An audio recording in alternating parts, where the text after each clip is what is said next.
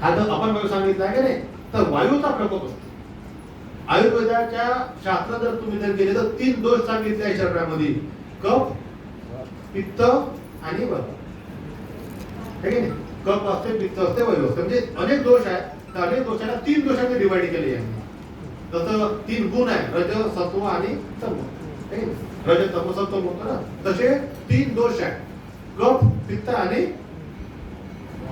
वात. तर कफ म्हणजे पाण्याशी संबंधित आहे, त्याच्यात चिकनाई आहे, ठीक आहे, त्याच्यामध्ये शीतलता आहे, शीतधर्म आहे तुम्हाला, त्याला कफ म्हटलेलं आहे. आपल्या शरीरामध्ये जे अग्नित क्षेत्र आहे, जे तापमान आहे, त्याला पित्त प्रकृती बोललेलं आहे. आणि जे हलनचलन आहे, ठीक आहे, वायू दोष आहे, त्याला काय म्हटलेलं आहे? वात म्हटलं आहे. तर आपल्या शरीरामध्ये पूर्ण वायूचं क्षेत्र ते वात आहे, पूर्ण अग्नीचं क्षेत्र जे आहे ते पित्त आहे, आणि पूर्ण पाण्याचं जे क्षेत्र आहे, चिकनाईचं जे क्षेत्र आहे, त्याला काय म्हटलं आहे? कफ म्हटलं आहे. आणि त्याचं म्हणणं आहे आयुर्वेदाचं, हे कफ, वात, पित्त या 3 पैकी जे असंतुलन होईल, जे बिघडल, त्या संबंधी बिमार आहे. कफ बिघडला म्हणजे शरीरातलं पाण्याचं प्रमाण जे आहे, चिकनाईचं प्रमाण जे आहे, शीतलतेचं प्रमाण जे आहे, त्याचा दोष निर्माण झाला तर त्या प्रकारच्या बिमार.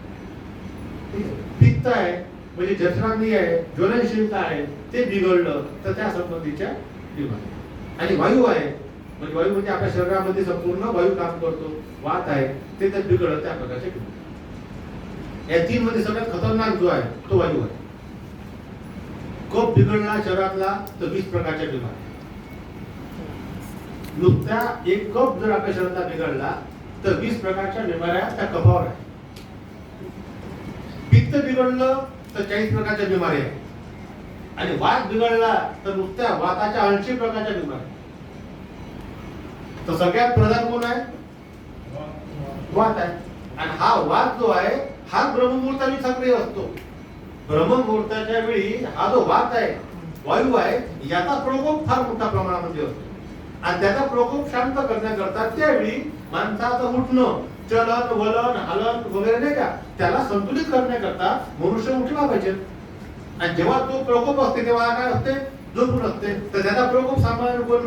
मग हा प्रकोप हा कुठं घुसणे नाही आहे. हा वायू, हा वात ज्याच्यामध्ये घुसला म्हणजे पाय हात दुखते, पाय दुखते, हा हात पाय दुखणं वेगळं, ते नसलं तेव्हा कधी मानेची याची त्याची वगैरे ह्या ज्या सगळ्या नसा दुखते, आपल्याला असं वाटते बा हे नसलं ते नसलं, हा काही नाही दुखणं निघणं, ते सगळे आपले अपचनाचे, आपल्या खाण्यापिण्याचे आणि वायूंच्या दोषाचे परिणाम. आता 2 महिन्यापूर्वी माझी इकडची नस नेहमी लागायची. नेहमी लागायची मलाही माहित होतं. काही दिवस आम्ही मालिश करायचं, सगळं करायचं वगैरे. पण मी अशी मनोधारणा बनवली की हे माझ्या बिघडलेल्या वायूचा परिणाम आहे आणि त्याला संतुलित करण्याकरता मला जे जे करता आलं ते मी केलं. आता बरोबर नाही तर डॉक्टर करे आपला आहे, आपले तेल लावणारे, मालिश करणारे, कुठपर्यंत तू कुठपर्यंत माझ्या